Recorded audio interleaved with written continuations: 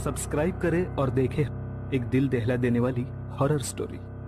बिना घबराए bell icon press करना ना भूलें। और हाँ दोस्तों, सब्सक्राइब करना भूलना मत। चाली चाली एक ऐसा खेल जिसके जरिए हम इस दुनिया में भटक रही उन आत्माओं से संपर्क कर सकते हैं जो ना जाने कितने समय से अतृप्त इस दुनिया में भटक रही हैं।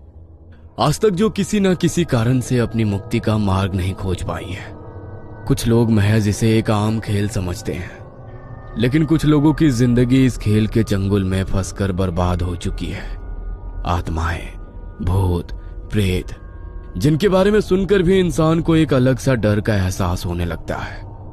लेकिन वही आत्माएं जब एक चुनौती बनकर इंसान के सामने आकर खड़ी हो जाए तो उसका अंजाम क्या होगा?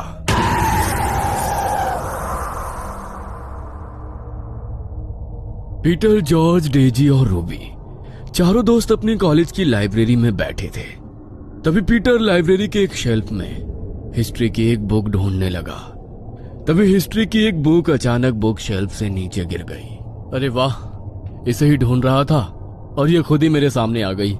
वरना इस लाइब्रेरी में तो किसी किताब को ढूंढना इतना मुश्किल है जितना नमक के पहाड़ में सुई। पीटर उस किताब को लेकर अपने दोस्तों के पास चला गया। वह पन्ने पलटते हुए उस किताब को पढ़ ही रहा था कि तभी उसे उस किताब के तीसरे पन्ने पर एक फोल्ड किया हुआ पेज रखा मिला।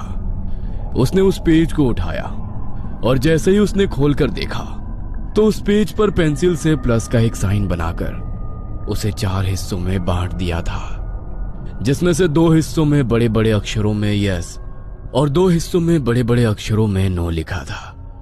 पीटर को उसे देखकर कुछ समझ नहीं आया, इसलिए उसने उस पन्ने को पलट दिया। लेकिन वो पन्ना पलटते हुए वो कागज हवा के कारण जॉर्ज के पैर पर गिर गया। जॉर्ज ने उस पेज को उठाया। अरे ये तो चाली चाली है, लेकिन यहाँ कैसे आया? चाली चाली ये क्या है? अरे कुछ खास नहीं, बस एक गेम है। इंटरनेट पर देखा था मैंने। लोग इसे खेलकर आत्माओं से बातें करते हैं जिनका इस दुनिया में कोई अस्तित्व ही नहीं है। सब बकवास है। तुम्हें कैसे पता कि ये सब बकवास है? क्या पता इसके जरिए हम सच में आत्माओं से कनेक्ट कर सकते हो। तुम लोगों को समझ नहीं आता क्या? ये लाइब्रेरी है।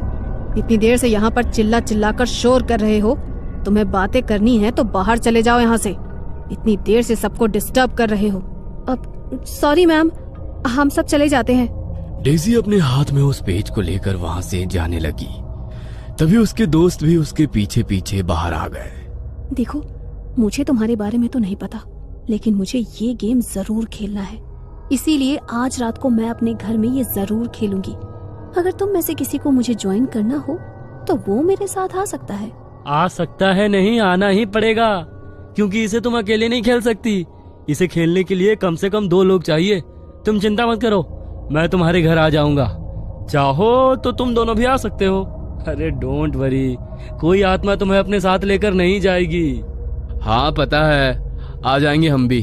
सब लोग कॉलेज से अपने घर के लिए निकल गए। रात को घड़ी में जैसे ही 11 बजे तो डेजी के घर का गेट नॉक हुआ। उसने दरवाजा खोलकर देखा तो उसके दोस्त आ चुके थे। वो सबको अंदर लेकर आई। डेजी ने सभी के लिए स्नैक्स बनाकर रखे थे। उन्होंने स्नैक्स खाए और जॉर्ज ने अपने बैग से उसी पेपर को निकाला।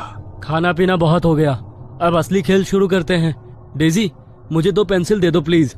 डेजी ने जॉर्ज को 2 पेंसिल लाकर दी और जॉर्ज ने उन्हें पेपर पर बने प्लस के साइन पर रख दिया। देखो, अब मैं ये गेम शुरू करने वाला हूँ और चाहे कुछ भी हो जाए, लेकिन एक बार गेम स्टार्ट होने के बाद हमें एक दूसरे का हाथ नहीं छोड़ना है। जहाँ तक मैंने देखा और सुना है, अगर किसी ने भी ऐसा किया तो हमारे लिए बहुत मुश्किल हो सकती है। चलो सब एक दूसरे का हाथ पकड़ लो। जॉर्ज ने बीच में उस पेपर को रखा और वो सभी उस पन्ने के इर्द गिर्द एक गोल घेरा बनाकर बैठ गए। तभी जॉर्ज ने कहा, चाली चाली, क्या तुम यहाँ हो? जॉर्ज के ऐसा कहने पर उस पेज पर रखी पेंसिल में कोई हलचल नहीं हुई। तो जॉर्ज ने फिर से कहा, चाली चाली, क्या तुम यहाँ हो? इस बार भी जॉर्ज के ऐसा पूछने पर वहाँ कोई हलचल नहीं हुई। तभी रूबी ने उसका मजाक उड़ाते हुए कहा, कोई चार्ली नहीं है यहाँ पर। छोड़ो ये सब बकवास, मुझे बहुत नींद आ रही है। मैं तुम्हारे रूम में सोने जा रही हूँ डेजी। इससे पहले कि जॉर्ज उसे कुछ कहता, इससे पहले ही रूबी अपना हाथ छुड़ाकर उस गोल घेरे से बाहर जाने के लिए उठ गई। ये क्या बकवास किया तुमने? तुम्हें पता है ना ये कितना डेंजरस हो सकता है। हाथ क्यों छुड़ाया तुमने? अरे कुछ नहीं है यार, रिलैक्स कर। तुझे यकीन नहीं होता ना? तो देख, अभी मैं करके दिखाती हूँ। चार्ली, चार्ली, क्या तुम यहाँ पर हो? देखा, कोई भी नहीं है। ओह शिट, कोई स्पिरिट है यहाँ पर। तुमने ये क्या किया रूबी? अब बैठो यहाँ पर, वरना बहुत बड़ी मुसीबत हो जाएगी। रूबी डर के मारे उस घेरे में फिर से उन सब के साथ जॉर्ज और डेजी का हाथ पकड़कर बैठ गई। तभी डेजी ने पूछा, चार्ली, चार्ली, क्या तुम हमें सुन सकते हो? डेजी के ऐसा पूछते ही वो पेंसिल फिर से बड़ी ही तेजी से घूमती हुई यस के साइन पर जाकर रुक गई। क्या तुम हमसे कोई मदद चाहते हो? इस पर तो नो का साइन आ रहा है।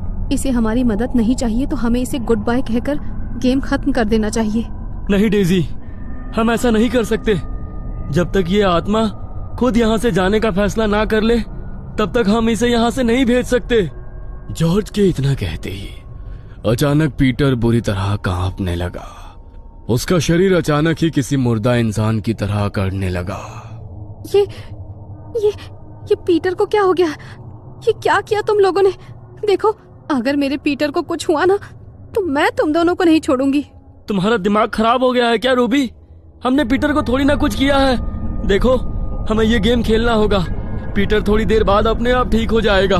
जॉर्ज ने जैसे ही ऐसा कहा, वैसे ही पीटर की आंखें बिल्कुल सफेद होकर ऊपर को हो गई और वो रूबी की ओर देखते हुए बेहद भयानक तरीके से हंसने लगा। रूबी, माय स्वीट हार्ट, देखो मैं आ गया। मुझे लगा तुम मुझे बहुत मिस कर रही होगी, इसलिए मैं तुमसे मिलने आ गया। अब तो तुम मुझसे मिलने मेरे पास नहीं आ सकती, लेकिन मैं तो तुम्हारे पास आ सकता हूँ। तुम नहीं, ये सच नहीं हो सकता। ये सब मेरा भ्रम है। तुम वापस नहीं आ सकते। नो नो नो, मैं वापस आ सकता हूँ। मैं वापस आ चुका हूँ माय लव। ये आवाज तो। इससे पहले कि डेजी आगे कुछ बोल पाती, तभी पीटर खुद ब खुद ही अपने शरीर की हड्डियों को मोड़ने लगा। उसकी एक एक हड्डी के टूटने की आवाज वहां पर गूंज रही थी। पीटर के चेहरे पर अभी भी वही शैतानी हंसी थी। कभी वो अपनी शैतानी हंसी हंसता, तो कभी अपनी हड्डियों के टूटने के दर्द से जोर जोर से चिल्लाने लगता। रूबी उसकी ऐसी हालत देखकर इस तरह सहम चुकी थी कि डर के मारे उसके मुंह से एक शब्द भी नहीं निकल रहा था। हमें यहाँ पर नहीं रुकना चाहिए। हमें चर्च में फादर के पास जाना होगा। अब वही हमारी मदद कर सकते हैं। हाँ, प्लीज प्लीज जल्दी चलो। No no no my sweetheart, तुम मेरे साथ रहो। तुमने तो मेरे साथ जीने मरने की कस्में खाई थी। अब मैं तुम्हें खुद से दूर नहीं जाने दूंगा। चलो चलो, कम ऑन, जल्दी से मेरे पास आ जाओ। नहीं नहीं, दूर हटो मुझसे। नहीं, दूर दूर हो जाओ। रूबी खुद को बचाने के लिए पीछे की तरफ खिसकने लगी। तभी पीटर अपने टूटे फूटे शरीर के साथ अचानक रूबी की ओर बढ़ा और एक ही झटके में उसे बड़ी ही तेजी से घसीटता हुआ घर के स्टोर रूम में ले गया। रूबी के चीखने की आवाजें पूरे घर में गूंजने लगी। वो मदद के लिए बेहद बुरी तरह चिल्ला रही थी। जल्दी करो जॉर्ज, हमें फादर के पास जाना होगा, वरना वो दोनों। घबराओ मत डेजी, उन्हें कुछ नहीं होगा। जल्दी चलो। वो दोनों ड्राइंग रूम की खिड़की के रास्ते से जल्दी से भागते हुए घर के पास वाले चर्च में पहुंचे। लेकिन जब तक वो दोनों वहां पहुंचे, तब तक फादर वहां से जा चुके थे। दोनों ने अपनी सुरक्षा के लिए चर्च में रखे होली क्रॉस के लॉकेट को अपने अपने गले में पहन लिया। उनके पास अब मदद के लिए कोई रास्ता नहीं था, इसलिए उन्होंने चर्च में रखे होली वाटर की बोतल को उठाया और जल्दी से घर आ गए। घर आते ही वो दोनों स्टोर रूम की तरफ गए, जहां पीटर रूबी को घसीटते हुए ले गया था। लेकिन उन दोनों ने जैसे ही स्टोर रूम का दरवाजा खोला, तो सामने का नजारा देखकर उनके रोंगटे खड़े हो गए। पीटर की तरह ही अब रूबी के शरीर की हड्डियां भी बुरी तरह टूट चुकी थी। उसकी आंखों की पुतलियां भी अब पूरी तरह सफेद पड़ चुकी थी। जॉर्ज ने उन दोनों को हाथ लगाकर देखा तो दोनों ये दुनिया छोड़कर जा चुके थे। वो दोनों ही इस सदमे को बर्दाश्त नहीं कर पा रहे थे। जॉर्ज ने उनके घर वालों को इन्फॉर्म किया और अगले दिन उनकी डेड बॉडीज को कब्रिस्तान में दफन कर दिया गया। पुलिस ने भी इस मामले में अपनी इन्वेस्टिगेशन की, लेकिन पुलिस को भी उनकी मौत से जुड़ा कोई सुराग नहीं मिला। डेजी अपने बेडरूम में अपनी आंखों में आंसू लिए खड़ी हुई थी। उसकी आंखों के सामने दीवार पर एक तस्वीर टंगी हुई थी। आपने जैसा कहा था मैंने बिल्कुल वैसा ही किया।